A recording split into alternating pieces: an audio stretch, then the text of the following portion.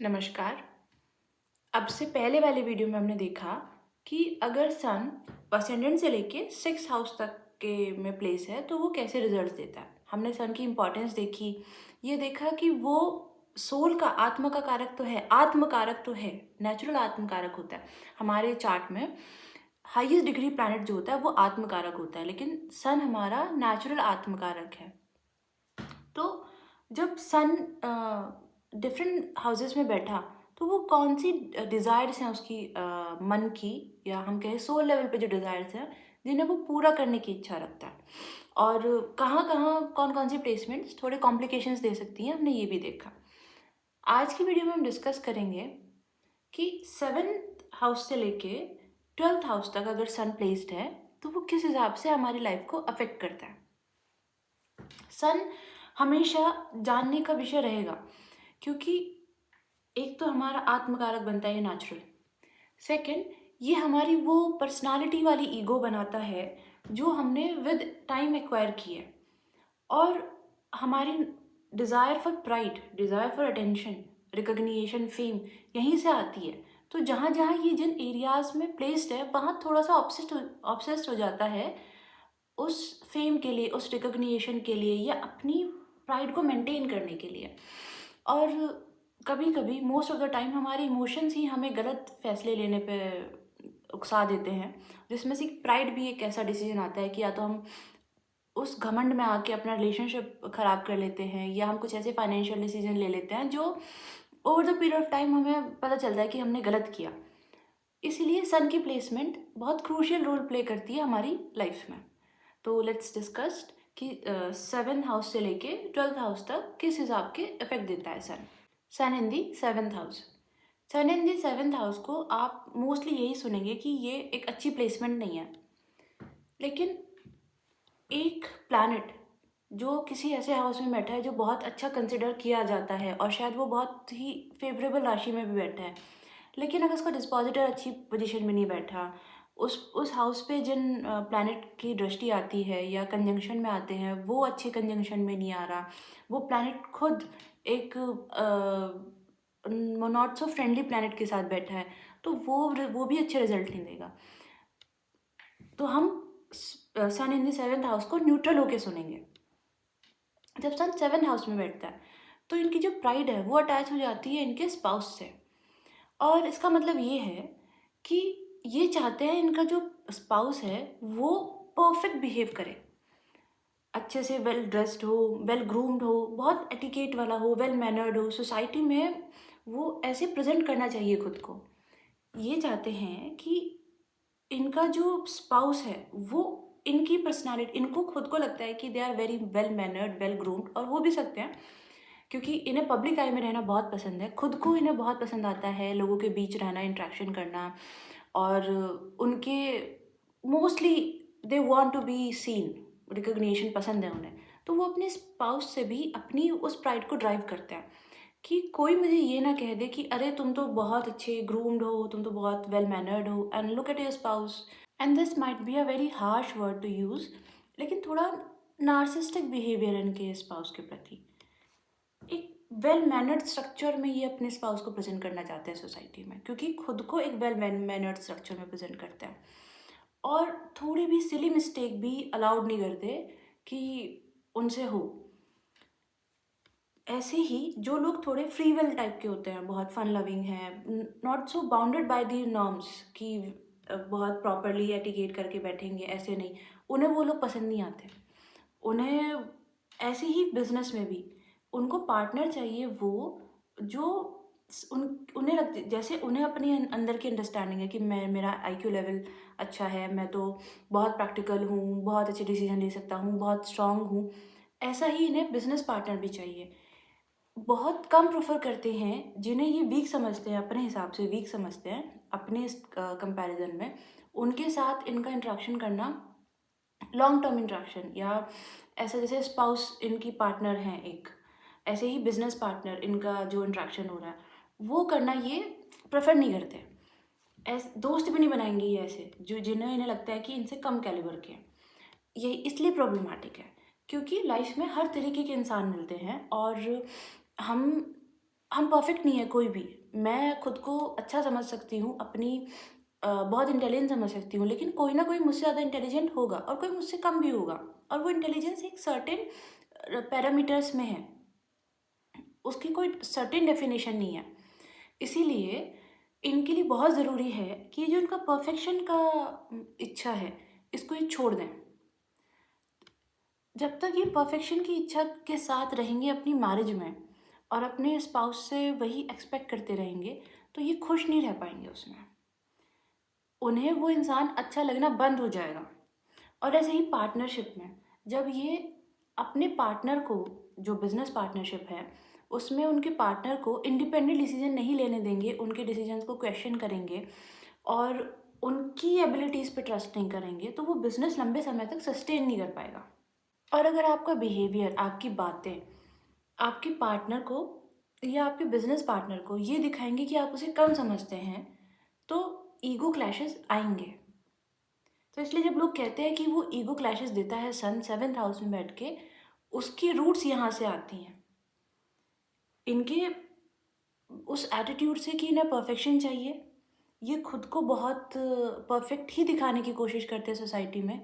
और एक इन्होंने अपने मन में एक आइडिया बनाया हुआ है कि मैं थोड़ा सा ज़्यादा बेटर अंडरस्टैंडिंग का हूँ, मेरा जो टेस्ट है कपड़ों में, खाने में या उठने बैठने का जो मेरा सलीका है वो थोड़ा अलग है, और मेरा जो स्पाउस है वो भी ऐसा ही होना चाहिए, या मेरा बिजनेस पार्टनर को भी मेरे आईक्यू के लेवल का होना चाहिए। और मैं अगर वो कुछ ऐसा डिसीजन ले लेता है जो इनकी समझ से बाहर है, तो इन्हें वो कम लगने लगता है। और जब हम इक्वालिटी नहीं देते, रिलेशनशिप में हो या बिजनेस में हो, तो कॉन्फ्लिक्ट ही उसका रिजल्ट है और अंत में टूट जाना ही उसका रिजल्ट है। ये इनएविटेबल हो जाता है, पर इसकी शुरुआत होती है इनके इस एटीट्यूड से टुवर्ड्स लाइफ। ये एक नॉर्मल कैरेक्टरिस्टिक बताया जिसको लेके लोग प्रॉब्लम में आते हैं कि क्यों सन 7th हाउस में बैठ के ऐसे रिजल्ट दे सकता है। नॉट देता है, बट दे सकता है। दूसरा, जब ये प्रोफेशनली आप देखें तो ऐसे प्रोफेशंस जो इन्होंने डिप्लोमेसी के हो, कंसल्टेंसी के हो, पब्लिक से जुड़े हों, वो अच्छा कर सकते हैं, एक अच्छी अथॉरिटेटिव पोजीशन भी दे सकते हैं गवर्नमेंट में। और इनकी जो फैमिली है वो इनकी सक्सेस को एंजॉय करती है। मतलब दे वो खुद शायद ऐसा काम करते हैं, वो गवर्नमेंट जॉब में है और दिन रात की इनकी मेहनत है और वो खुद शायद उसको एंजॉय नहीं कर पा रहे, लेकिन इनकी जो फैमिली है, पेरेंट्स हैं, वो इनकी सक्सेस को, उनके अर्निंग को, उनके पोजिशनल स्टेटस को एंजॉय करते हैं, गिवन दैट कि 5th लॉर्ड की पोजीशन भी अच्छी है। अगर आप मुझसे 7th हाउस की रेमेडी पूछेंगे, तो इनका इनका जो बिहेवियर है, जो एटीट्यूड है टुवर्ड्स लाइफ, टुवर्ड्स पीपल, वो इन्हें बदलना पड़ेगा। और देखिए, रेमेडी काम कैसे करती है? रेमेडी, असली रेमेडी वो है जो सच में एक इफ़ेक्टिव रिजल्ट आपकी लाइफ में देगी। वो रेमेडी है जो आपकी मनोस्थिति और परिस्थिति दोनों में परिवर्तन करे। और आपकी मनोस्थिति आपकी परिस्थिति बदल सकती है, ये एग्जाम्पल्स हमने देखे हैं।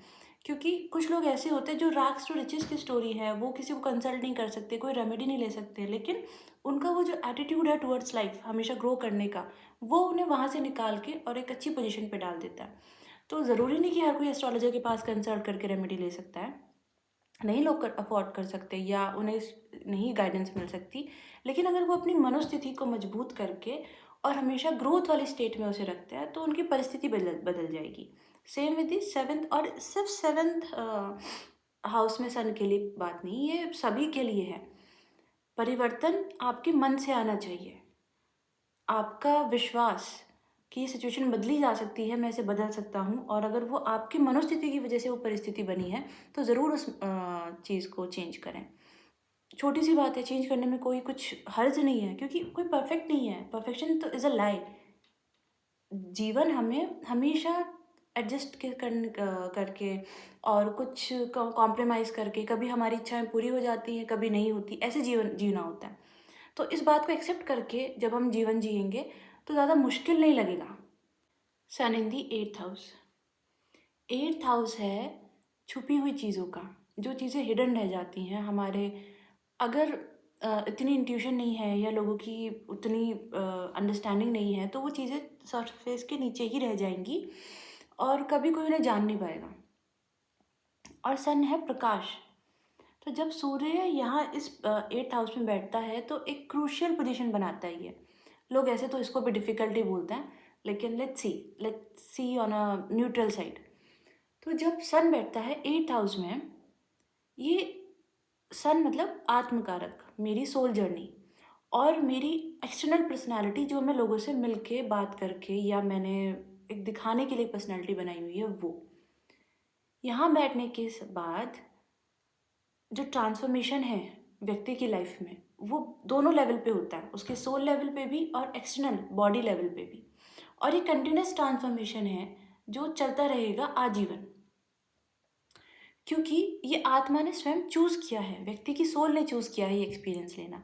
जब सन 5th हाउस में बैठा और वहाँ जो ट्रांसफॉर्मेशन आ रहे थे, जो उसे एक्सपीरियंस होते हैं लाइफ के हार्ड एक्सपीरियंसेस, वो उसके कंट्रोल में नहीं है, क्योंकि वो तो या तो वो पास्ट लाइफ कर्मा से आए हैं या उसके एंसेस्टर्स के कर्म से आए हैं, जिसका नेटिव का कोई कंट्रोल नहीं है उन पे, उसे पता भी नहीं है क्या हुआ है। और वो, क्योंकि हम सब इंटरलिंक्ड हैं अपनी फैमिली में, तो कब क्या चीज़ उसको हिट कर जाएगी और उसका कंट्रोल नहीं है, वो उससे कुछ कर नहीं सकता, नोबडी नोज।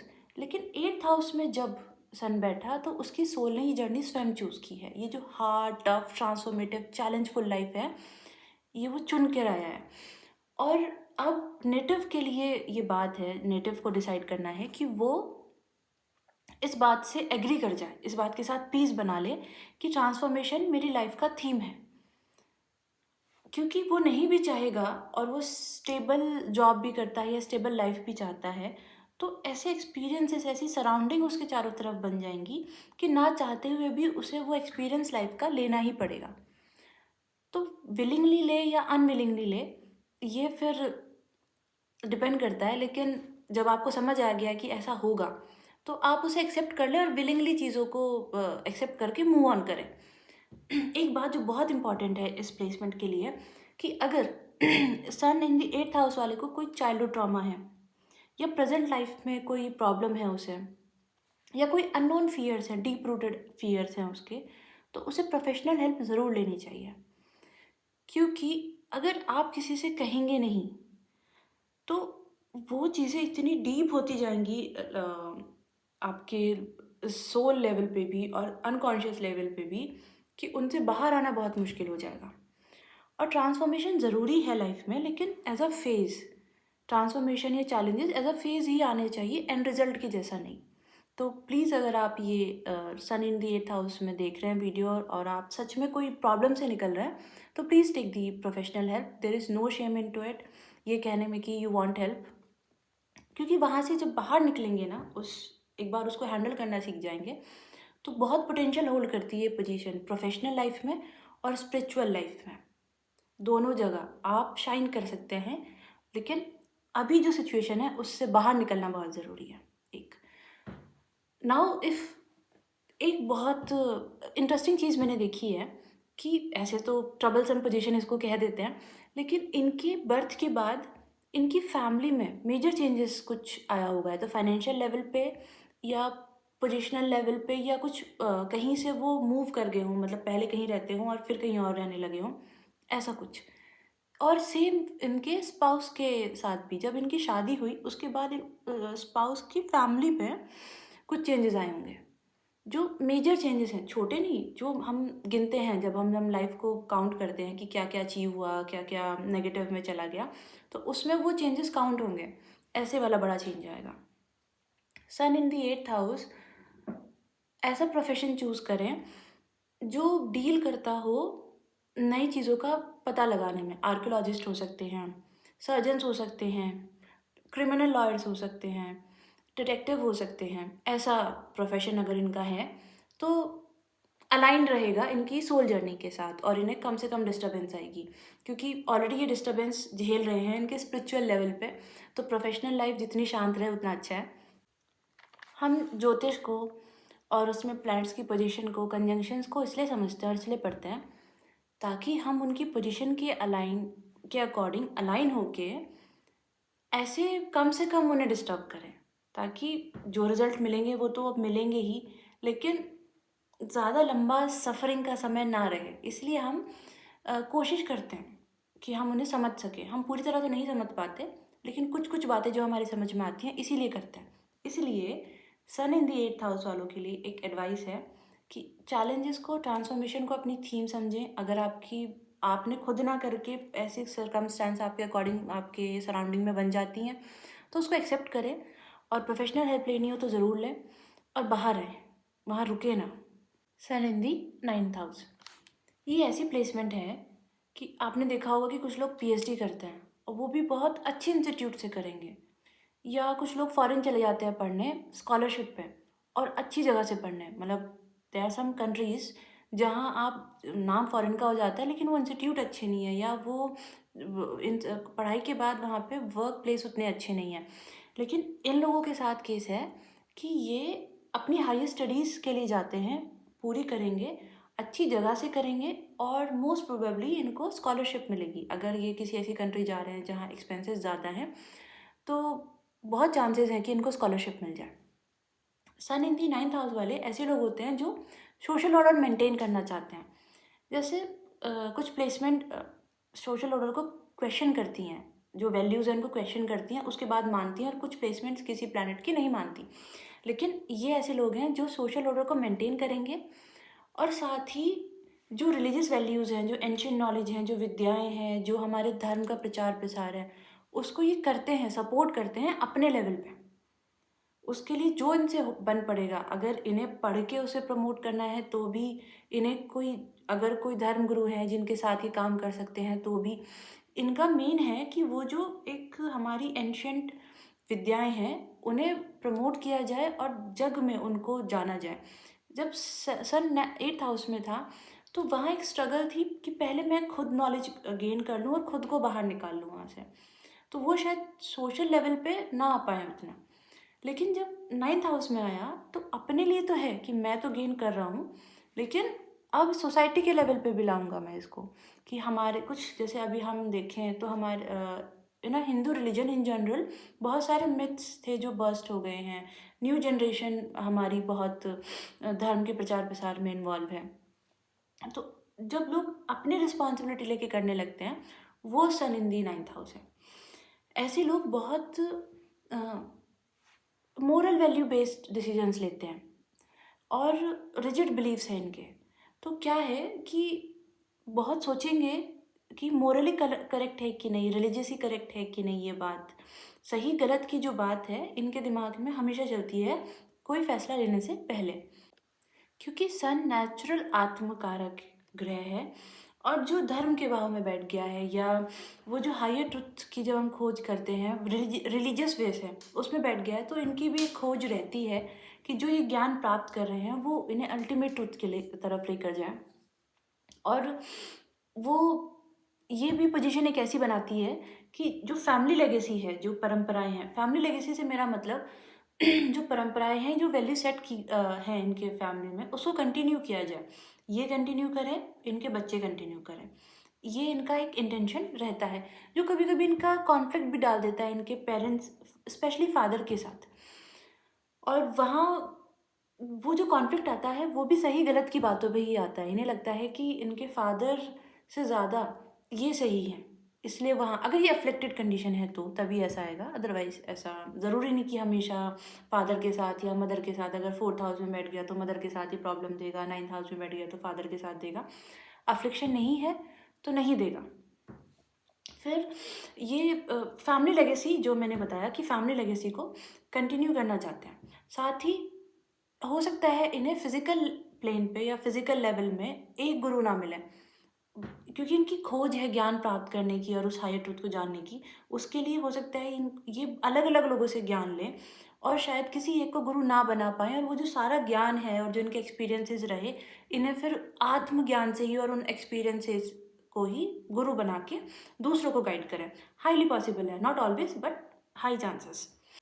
अब जब यहाँ बैठा सन अफ्लिक्शन में आता है तो क्या चीज़ें होती हैं। एक, ये धर्म के प्रति बहुत ऑब्सेस्ड हो जाते हैं, उन परंपराओं के प्रति बहुत ऑब्सेस्ड हो जाते हैं, तो थोड़े रूढ़िवादी हो सकते हैं, अंधविश्वास थोड़ा आ सकता है इनके इनके रहन सहन में, इनकी बातों में, इनके रिलीजन को फॉलो करने के तरीके में। और ये जब ऐसा आ जाता है, ऐसे अफ्लिक्शन आएगा, तो ये जैसे कुछ लोग होते हैं कि जो बस ज्ञान देते हैं दूसरों को और सबसे चाहते हैं कि जो वो बोल रहे हैं उसको फॉलो किया जाए, रिलीजन को फॉलो किया जाए। तो ये अपने आप तो करते ही हैं, दूसरों से भी एक्सपेक्ट करते हैं। और जब ये ज्ञान देते हैं, कोई इनसे पूछे या ना पूछे, ये अपना रिलीजन वाला ज्ञान देने लगेंगे और उसमें थोड़ी ना ईगो इन्वॉल्व हो जाएगी। तब समझिए कि ये प्लेसमेंट अफ्लिक्शन में है। और एक और मैंने जो अभी डिस्कस की कि फादर के साथ थोड़े से कॉन्फ्लिक्ट वाले रिलेशन दे सकता है, या जब ये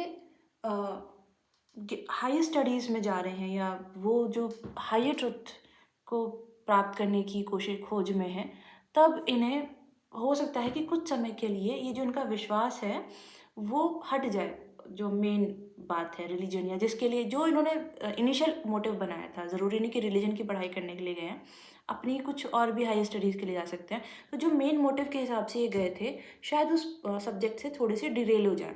these are also chances. Sun in the 10th house, ये भी क्रूशियल पोजीशन है।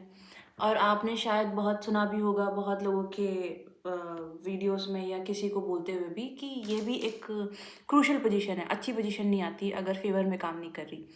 लेकिन अगर हम देखें तो कालपुरुष के चार्ट से ये बना 10th हाउस बनता है, कैप्रिकॉर्न राशि बनती है, सन यहाँ का रूलर बना कैप्रिकॉर्न का, और कारक ग्रह में भी सन और सैटर्न आते हैं। और फिर अगर गवर्नमेंट जॉब की में हम देखें तो गवर्नमेंट से लिंक्ड प्रोजेक्ट्स और गवर्नमेंट जॉब्स के लिए भी ये फेवर में, अगर बहुत सारे फैक्टर्स कंसिडर किए जा रहे हैं तो एक ये फेवर में काम करेगा। फिर क्या हुआ, फिर ये पोजीशन अच्छी क्यों नहीं हुई, समझेंगे। सन हमारी नेचुरल प्राइड है, हमारा ईगो है, हमारा जो षड विकार हमारे हिंदू माइथोलॉजी में है उसमें से एक विकार है हमारा प्राइड, घमंड। जब हमें आ जाता है वो सन है, जहाँ बैठेगा वहाँ की चीज़ों में थोड़ा बहुत देगा, कहीं ज़्यादा देगा, कहीं कंट्रोलेबल होगा, कहीं नहीं होगा, कहीं नेचुरल ज़्यादा ही होगा।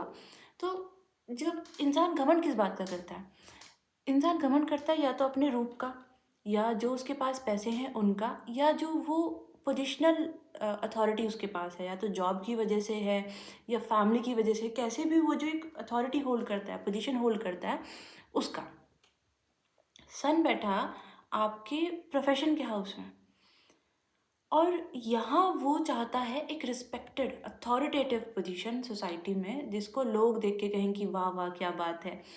और इसीलिए हमारी जो गवर्नमेंट जॉब्स हैं उनको हम बहुत अथॉरिटेटिव पोजीशंस में रखते हैं, क्योंकि हमें this is how we drive our pride, कि हमें लगता है कि हम 4 लोगों के ऊपर एक पोजीशन होल्ड करते हैं तो we are respected in the society. इसलिए एक अथॉरिटी आने की वजह से नेचुरली प्राइड आ जाती है। क्योंकि एक इंसान अगर आईपीएस है और उसको उसके अंडर एक डिस्ट्रिक्ट आ रहा है और वहाँ पे 10 लोग उसको सुबह शाम जय हिंद बोल रहे हैं, और 10 लोग हैं उसके जो बाहर एप्लीकेशन लेके बैठे हैं, तो उसको लगने लगता है कि वो कुछ होल्ड कर रहा है। लेकिन आईपीएस के साथ ये पोजीशन, एक तो प्राइड आया, लेकिन क्या हुआ कि वो पब्लिक से इंटरेक्ट कर रहा है, नॉर्मल आम लोगों से इंटरेक्ट कर रहा है। वो लोग जो उसके पास एप्लीकेशन लेकर आए हैं वो किसी नीड में है, कुछ तो बिजनेसमैन भी आए होंगे, लेकिन ज़रूरत के हिसाब के भी लोग उसके पास आए हैं जिन्हें ज़रूरत है उसकी हेल्प की। तो वो उनकी डायरेक्ट हेल्प कर पा रहा है। वो अथॉरिटी में तो है, लेकिन जो हायरार्की में नीचे लोग आते हैं उनकी हेल्प करने, मतलब वो जो पोजीशन है वो हेल्प करने की है उनकी। इसलिए ये आईपीएस को उतना नुकसानदेह नहीं है जितना एक दूसरे इंसान को हो सकता है जो वो शायद पोजीशन होल्ड नहीं करता, क्योंकि वो इंसान नहीं चाहता हायरार्की में नीचे के लोगों के साथ काम करना। उसे अगर वो एट अ लेवल ऑफ 2 है तो या तो वो उसके ऊपर के लोगों के साथ काम चाहेगा करना, या अपने ही जो उसके लेवल ऑफ 2 के लोग हैं उनके साथ काम करना चाहेगा, वो नीचे नहीं आना चाहता। और ये पोजीशन अगर वो, क्योंकि हमारी नेचर, हमारा मन पढ़ती है, वो जानती है कि हम कहाँ कब हमें प्राइड आ गया और वो वहीं से तोड़ती है। तब नेचर क्या करेगी कि इस इंसान को ऐसे सर्कमस्टांसेस बनेंगी कि उसे उन लोगों के साथ काम करना पड़ेगा जिनके साथ वो नॉर्मल कंडीशन में काम नहीं करता, जिन्हें वो हायरार्की में नीचे समझता है या सोचता कि इनके साथ नहीं मैं काम करूँगा, इनसे ऊपर के जो इनके बॉसेस हैं, मैनेजर्स हैं, उनके साथ काम करूँगा। तब उसे आके उन उन लोगों के साथ काम करना पड़ता है। और जब जब उसमें एरोगेंस आएगी तब उसे ग्राउंड ज़ीरो से शुरू करना पड़ेगा। जब जब वो ग्राउंड ज़ीरो से भागेगा कि मैं तो नहीं यहाँ पे आके काम कर रहा, मैं तो ऑफ़िस में बैठ के मस्त एसी में बैठ के काम करूँगा, तब उसको फिर वो ग्राउंड ज़ीरो पे आके फील्ड वर्क पे करना पड़ेगा। एक आईपीएस अगर ऑफ़िस में बैठ के काम कर रहा है, तो वो फील्ड में जाके भी काम कर रहा है। वो देख रहा है लॉ एंड ऑर्डर मेंटेन करने के लिए सिटी के चक्कर भी लगा रहा है। कहीं अगर कोई कर्फ्यू है या कुछ लोग प्रोटेस्ट कर रहे हैं या कुछ माँग कर रहे हैं, तो वो जाके उनसे बात कर रहा है, समझा रहा है उन्हें, उनकी हेल्प भी कर रहा है। इसलिए उसके चार्ट में ये वैसे रिज़ल्ट्स जो वैसे से मेरा मतलब नेगेटिव रिज़ल्ट्स में ना दे, जैसा वो उस बंदे के साथ दे सकता है जो एरोगेंट होके बोल रहा है कि मैं तो ग्राउंड ज़ीरो पे काम नहीं करूँगा। जॉब फिर क्योंकि अथॉरिटेटिव पोजीशन में सन बैठ गया है, तो कुछ तो अपना कैरेक्टरिस्टिक दिखाएगा। तो ऐसे लोग या तो गवर्नमेंट जॉब में हो सकते हैं या ऐसी जॉब में हो सकते हैं, जॉब या प्रोफेशन में हो सकते हैं जिसका लिंक गवर्नमेंट से है। जैसे कुछ लोग गवर्नमेंट टेंडर्स लेते हैं या उनके फादर गवर्नमेंट टेंडर लेते हैं और वो उनके साथ लिंक्ड हो गए हैं, या उनके फादर की कनेक्शन है गवर्नमेंट के साथ और उन्होंने अपने फादर को जॉइन कर लिया। हाई चांसेस कि इनके या अगर अभी नहीं करते हैं तो हो सकता है जिस फर्म के लिए ये काम करते हैं वो बाद में गवर्नमेंट के साथ काम करने लगे। कुछ लोग मार्केटिंग में होते हैं, मीडिया में, तो वो फिर मीडिया जैसे कुछ, क्योंकि हमारी गवर्नमेंट, स्टेट गवर्नमेंट भी बहुत सारी चीज़ों के लिए ऐड रन कराती है, टूरिज्म के लिए कराती है। अगर कोई स्पेशल प्रोडक्ट जैसे यूपी में है, one product for one district, तो उनके जो एडवर्टीजमेंट है उनकी पब्लिसिटी के लिए भी रन कराती है। तो हो सकता है ये ऐसी एडवर्टाइजिंग फर्म में काम करते हैं जो गवर्नमेंट के साथ जिनका लिंक्ड है, जिनके most of the project government से ड्राइव होते हैं, किसी ना किसी तरीके से गवर्नमेंट से लिंक्ड रहेंगे। इनके लिए यही सजेशन है कि अपने मन को ऐसा ना बनाएं कि वो ग्राउंड ज़ीरो पे आके काम ना करना चाहे। हमेशा तैयार रहें कि जो भी नेचर दे, मुझे ग्राउंड ज़ीरो पे दे या ग्राउंड वन पे दे, मैं सब लेवल पे काम करने के लिए तैयार हूँ। तो इतना एडजस्टेबल अगर नेचर रखेंगे तो ज़्यादा प्रॉब्लम आएगी नहीं। मतलब इस सिर्फ सन के 10th हाउस में बैठने से ज़्यादा प्रॉब्लम नहीं आएगी। बाकी तो फिर पूरा चार्ट की प्लेसमेंट्स देखनी पड़ेंगी, that is a different matter all together. Sun in the 11th house, independent think करें ये लोग। दुनिया में जो कोई नहीं सोच रहा होगा, इनकी फैमिली में जो कोई नहीं सोच रहा होगा, इनके ग्रुप सर्कल में जो नहीं सोच रहा होगा, वो सोचते हैं ये लोग। और सन इन द 11th हाउस को ना आप भीड़ में भी आइडेंटिफाई कर सकते हैं। इनकी जो पर्सनालिटी है या जो इनका जो ऑरा है वो अलग है थोड़ा, उनकी प्रेजेंस ही एक अलग ऑरा होल्ड करती है, अलग पहचाने जाते हैं। भले ही ये नॉर्मल कपड़े पहने हैं, कोई एक्सेसरीज नहीं है, कुछ कोई फैशन कुछ नहीं है ऐसा अलग जो इनको अलग दिखाए, इनकी जो नॉर्मल पर्सनालिटी है, इनका बॉडी बिल्ड है, इनका बैठना उठना चलना, वही दिखा देगा कि ये सन इन दी 11th हाउस है। और ये जो इनकी जो पर्सनालिटी है, ये बहुत अटेंशन गेन करके देती है इन्हें, सेंटर ऑफ अट्रैक्शन ये नेचुरली बन जाते हैं। जब सन इन 5th हाउस में आता है, वो चाहता है, वो काम ऐसे करता है, वो एक्टिवली वर्किंग है उसके लिए, वो अपने बच्चों को पुश कर रहा है कि वो ऐसा काम करें कि उसे भी अटेंशन मिले। लेकिन जब सन इन दी 11th हाउस आया, वो कुछ नहीं कर रहा है, वो कोने में बैठा है एकदम, और फिर भी 10 लोग उसकी तरफ अट्रैक्ट हो जाएंगे, उससे आके बात करने लगेंगे। ये ऑरा होल्ड करता है सन इन दी 11th हाउस। और इसी वजह से वो कुछ ऐसे फ्रेंड्स भी बनाता है जो हायर एंड में हैं हायरार्की के, जो शायद उसके खुद के दोस्तों को लगा कि अरे ये तेरा दोस्त कैसे बन गया, क्योंकि सिर्फ वो पर्सनालिटी नहीं होल्ड कर रही, जब वो बात करते हैं, जब वो इंटरेक्ट करेंगे, उनकी वो लेवल ऑफ इंटरेक्शन में ब्रिलियंस होती है। वो समझते हैं इंसान को। अगर वो देखिए, आप अगर एक सीईओ से बात कर रहे हैं तो आपको काम की बातें करनी पड़ेंगी, प्रैक्टिकल बातें करनी पड़ेंगी और थोड़ी वैल्यूएबल बातें करनी पड़ेंगी जो उसकी लाइफ में वैल्यू ऐड करे। तो सन इन द 11th हाउस को पता है कब कहाँ कैसे बात करनी है, और वो ऐसे डिस्टिंग्विश नहीं करेंगे कि मैं lower level of the hierarchy में बात नहीं करूँगा, सिर्फ हायर एंड में बात करूँगा। वो सब जगह बात करते हैं, इन्हें बहुत लोग जानते हैं, इनका जो नेटवर्क सर्कल है, जो ग्रुप सर्कल है, वो हर तरीके के लोग इनके जानने में रहेंगे। और माइंड यू, जानने में रहेंगे, जो क्लोज लोग हैं जिनको ये लव्ड वंस कहते हैं, वो बहुत लिमिटेड इनके रहते हैं, जिनके साथ ये एक्चुअल में ओपन होकर अपनी मन की बातें बताते हैं, वो बहुत लिमिटेड है। फैमिली में भी शायद उतना इंटरेक्शन नहीं रहेगा, बहुत गिने चुने कजन्स के साथ या बहुत गिने चुने फैमिली मेम्बर्स के साथ ये पर्सनली बात करेंगे। अदरवाइज वो जो आउटवर्ड इनका एटीट्यूड है या जो लगता है कि ये बहुत बातें करने वाले होंगे, वो नेचर एक्चुअल में होल्ड नहीं करते हैं। और इनकी जो कनेक्शन है वहाँ से इन्हें बहुत गेन मिलते हैं। कभी कभी हम ऐसे दोस्तों के साथ होते हैं, ऐसी सिचुएशन में होते हैं कि उनका वो कनेक्शन ही हमें गेन करा देता है। कुछ मॉनेटरी गेन्स हो सकते हैं, प्रोजेक्ट्स मिल सकते हैं, या कोई भी ऐसी फ़ायदा हमें जो हमारे कनेक्शन के थ्रू होता है, वो सन इन द 11th हाउस को होता है। यहाँ जैसे मैंने बताया इंडिपेंडेंट थिंकर हैं, और वो इंडिपेंडेंट थिंकिंग कोई मसला नहीं है दूसरे को नीचा दिखाने का। वो इंडिपेंडेंट थिंकिंग इनके लिए इनकी नीड है, क्योंकि एक स्टेटस अचीव करना चाहते हैं ये लाइफ में। और कभी तो इन्हें समझ आ जाता है कि जो अभी तक मेरी फैमिली में सोचते लोग आ रहे हैं, या मेरे ग्रुप में जैसा लोग सोचते हैं, अगर मैं वैसा ही सोचता रहूँगा तो जो मेरा गोल है उससे मैं दूर हो जाऊँगा। तो ये अपनी मनोस्थिति को सबसे पहले बदलने के लिए काम करते हैं। एक्सीलेंट कम्युनिकेटर होते हैं, कोई इनसे बैठ के बात करे तो मेस्मराइज कर दें उसको, ऐसा। इनके पास एक टैलेंट है दूसरों की पोटेंशियल को पहचानने का। जैसे कुछ लोग होते हैं जिन्हें दूसरों के मन की बात पता चल जाती है, लेकिन इनको पता चल जाता है कि इस इंसान के पास कितना पोटेंशियल है, कितना अकम्प्लिश्ड है। और क्योंकि इनके मन में गोल सेट है पहले से, ये उसके बारे में बताएंगे नहीं। अच्छा, बहुत ना छुपे रुस्तम टाइप के होते हैं, जो इनके एक्चुअल में गोल्स हैं, डिज़ायर्स हैं, जो इनका प्लानिंग है, वो ये कभी डिस्क्लोज नहीं करेंगे। और जो अगर ये अब किसी को बता भी रहे हैं दोस्तों में, या किसी से बात कर रहे हैं, तो समझिए ये वो फॉल्स एक सिनेरियो बनाया हुआ है, ताकि कोई ये ना समझे कि ये तो कुछ कर नहीं रहा है या ऐसे कोई प्लान्स नहीं है। लेकिन एक्चुअल की कहानी तो इन्होंने बताई नहीं है, वो इनके मन के अंदर है।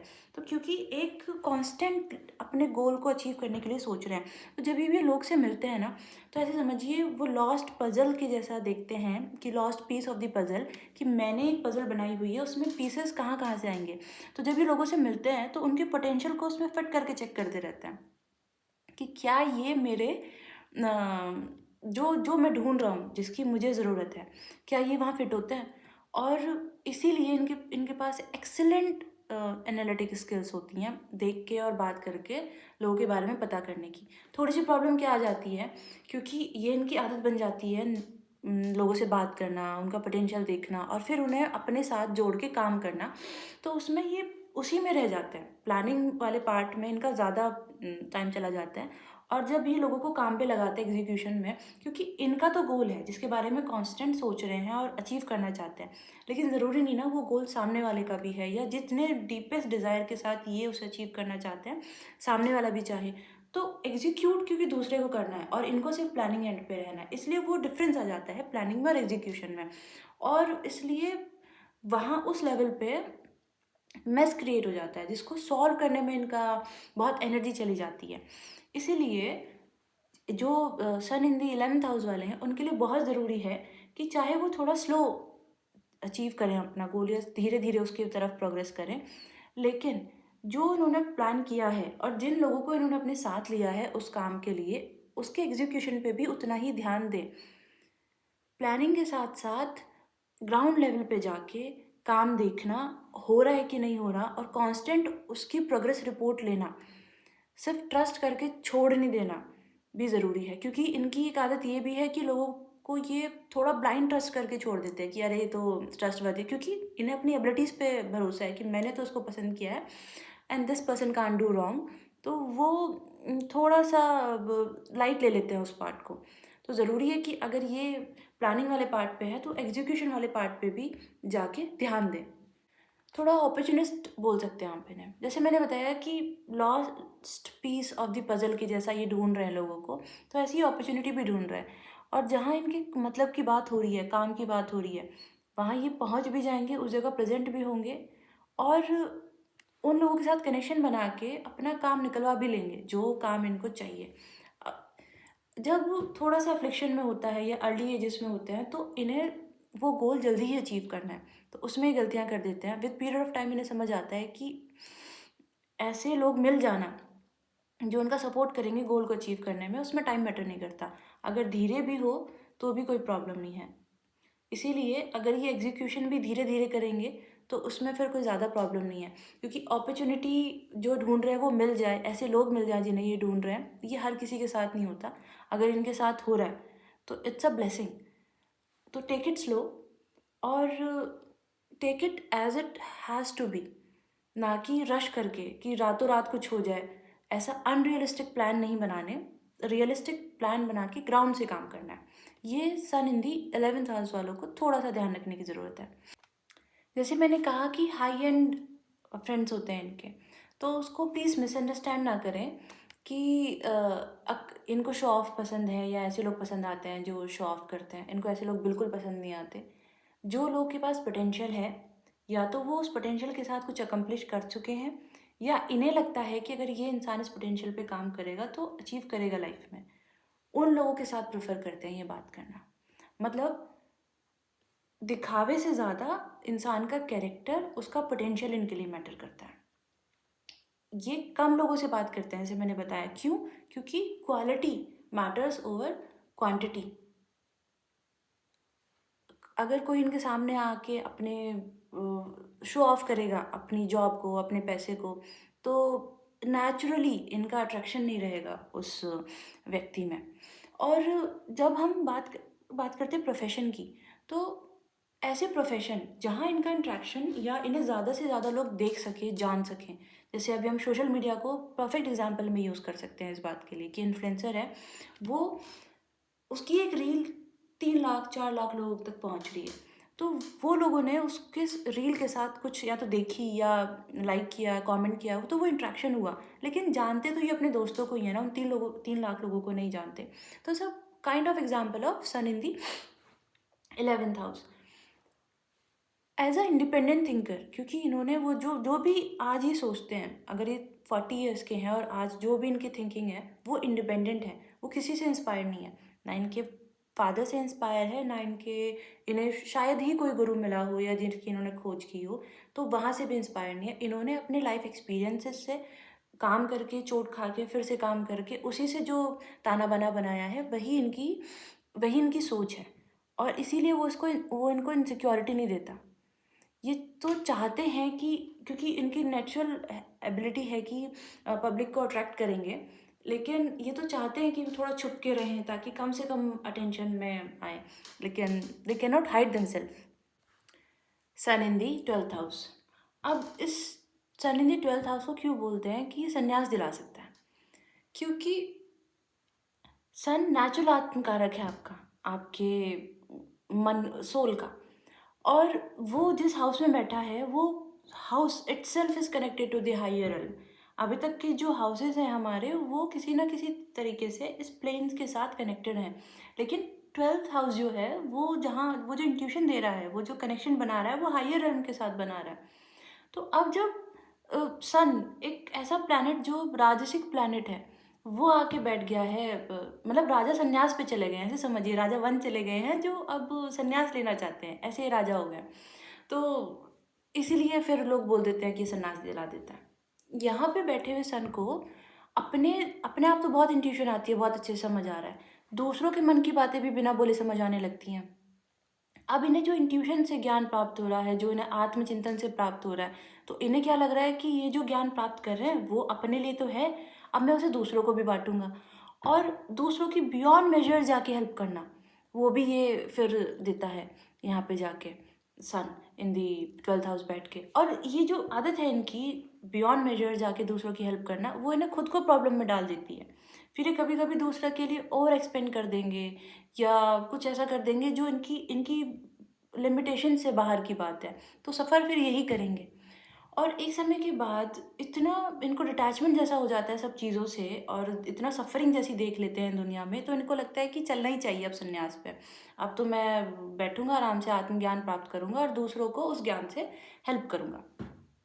ऐसा मैरिज के साथ भी इनका कर्म एसोसिएटेड होता है कि या तो ज़रूरी, देखिए, मैरिज के साथ कर्म एसोसिएटेड होना ये नहीं है कि प्रॉब्लम ही होगी या अलग ही हो जाएंगे दोनों। नहीं, ऐसा भी हो सकता है, कुछ लोग साथ रहते हैं मजबूरी में और वो सफरिंग ही उनका कर्मा बन जाती है। या जैसे अर्ली मैरिज हुई, अभी उसमें लोग समझते नहीं एक दूसरे को, शायद वो या पसंद नहीं करते थे, या कैसे भी उनकी शादी होगी अर्ली एजेस में, तो वो भी कर्मा, अब उन्हें ग्रो करना है, एज अ पर्सन ग्रो करेंगे वो जब जैसे जैसे उनकी एज बढ़ेगी। या लेट मैरिज, बहुत लेट मैरिज हो रही है, ये भी सन 12th हाउस दे सकता है। स्पाउस के साथ जो कॉन्फ्लिक्ट आ रहा है, वो मेनली इस वजह से है कि इनका जो कनेक्ट ये थोड़ा-सा लॉस्ट रहते हैं उस ज्ञान के प्रति जो इन्हें कॉन्स्टेंटली लोगों से मिल के या सफ़रिंग लोगों की देख के आता रहता है कि मुझे कुछ करना चाहिए इनके लिए और मैं अपने लेवल पे क्या कर सकता हूँ। तो जब वो फैमिली को थोड़ा-सा भूलने लगते हैं लोगों की भलाई के लिए, अपनी फैमिली को थोड़ा-सा भूलने लगते हैं, तब इनकी प्रॉब्लम कॉन्फ्लिक्ट आ सकता है इनकी मैरिज में। ऐसा हो सकता है कि ये लोग अपना जो मदरलैंड है और उससे दूर जाके रहें। जैसे अगर हम इंडिया की ही बात कर लें तो इतना वास्ट है और इतना बड़ा है हमारा देश कि अगर हम एक जगह से नॉर्थ से हम ईस्ट चले जाएँगे, तो ही सारा कल्चर चेंज हो जाएगा। ये हो सकता है अपना फॉरेन लैंड जाके रहें और कभी-कभी इनका मन नहीं होता अपनी जगह छोड़ के जाने का, लेकिन सर्कमस्टेंसेस ऐसे बनते हैं कि इन्हें मजबूरी में जाना पड़ता है और वहाँ जाके ये हमेशा एक कांस्टेंट इनकी मन जो है वो इनके घर पे ही रहता है कि अर्ज जो इनकी कॉलिंग है वो इनका होम लैंड ही रहता है हमेशा। ये भी फिर प्रॉब्लम आ जाती है। तो प्रॉब्लम्स यहाँ इंटरनल आती हैं। बाहर की दुनिया इन्हें हो सकता है गेन दे रही है, रिकॉग्निशन दे रही है, लेकिन इनका मन कुछ और चाह रहा है। ये हो सकता है ये वो ऐसी जॉब करते हैं जहाँ ज़्यादा पब्लिक इंटरेक्शन नहीं है, लेकिन ये चाहते हैं लोगों की हेल्प करना। इनका स्पाउस शायद चाहता है कि वो फैमिली की तरफ ज़्यादा ध्यान दें और ये अपने भी फाइनेंसेस को बिना देखे हुए दूसरों की हेल्प में लग जाते हैं। वहाँ से कॉन्फ्लिक्ट्स आते हैं, वहाँ से प्रॉब्लम्स आती हैं। थोड़ा ये काम करते हैं पर्दे के पीछे, बैकग्राउंड में काम करना ज़्यादा पसंद करते हैं। और फिर अगर अफ़्लिक्शन में है ये या अफ़्लिक्शन में नहीं भी है तो एक समय के बाद एक इंसान जो हमेशा पर्दे के पीछे काम कर रहा है, क्योंकि सन अगर हमारा आत्मकारक है तो वो रिकॉग्निशन की जो हमारी डिज़ायर है वो भी तो है, फेम जो हमें चाहिए वो भी है, प्राइड भी है जो वो चाहिए, तो कभी ना कभी तो लाइफ में वो क्लिक होगा कि मैंने भी तो ये प्रोजेक्ट है और जो लोग इसमें फ्रंट एंड पे काम कर रहे थे उन्हें इतना नेम फेम मिला, तो शायद मैं भी तो कुछ डिज़र्व करता था। तो फिर वो जो जब फीलिंग आती है तब इनको थोड़ा अकेला फ़ील होता है। तब इन्हें लगता है कि लाइफ़ में पीछे रह गए या शायद इनको लगता है कि मुझे पहले से ही फ्रंट एंड पे काम करना चाहिए था। यहाँ 2 बातों की वज़ह से ही ज़्यादा प्रॉब्लम आ सकती है। एक, क्योंकि ये थोड़े से कनेक्टेड हैं दूसरे रेल्म से, इंट्यूशन इनकी ज़्यादा है, ज़्यादा लोगों से उस लोगों की हेल्प करना चाहते हैं, तो उनकी सफ़रिंग ज़्यादा फ़ील होती है। इस वज़ह से थोड़ा परेशान रह सकते हैं या लंबे समय तक बैकग्राउंड में काम करने के बाद जब इन्हें वो रिकॉग्निशन नहीं मिलती, तो उसकी वज़ह से इन्हें मेंटल डिस्टर्बेंस रह सकता है। तो जो जिनका सन 12th हाउस में है वो इस बात को कमेंट में बताएं कि क्या वो ऐसा फील करते हैं। सन इन दी ऑल 12 हाउसेस के दोनों पार्ट में, वीडियोस के दोनों पार्ट में, पहली वीडियो का पार्ट जो हाउस नंबर 1 से लेकर 6 तक का था और अब जो 7 से लेकर 12 तक का है, उसमें मैंने कोशिश की है कि मैं मैक्सिमम एरियाज़ को कवर कर पाऊँ। लेकिन फिर भी कुछ ना कुछ पॉइंट्स जो हैं वो मिस रह जाते हैं, तो कभी मैं फिर जब आगे सन इन ऑल डिफरेंट हाउसेस की वीडियो बनाऊंगी तो उसमें ज़रूर इंक्लूड करने का मैं ट्राई करूँगी। आपकी सजेशन ऑलवेज़ वेलकम है वीडियो के कमेंट्स में, तो प्लीज़ मुझे बताइए कि क्या आप चाहते हैं कि मैं अगर नेक्स्ट वीडियो किसी प्लैनेट का किसी हाउस के बेसिस पे बनाऊँ तो क्या और चीज़ें उसमें इंक्लूड करूँ। नमस्कार, जय सिया राम।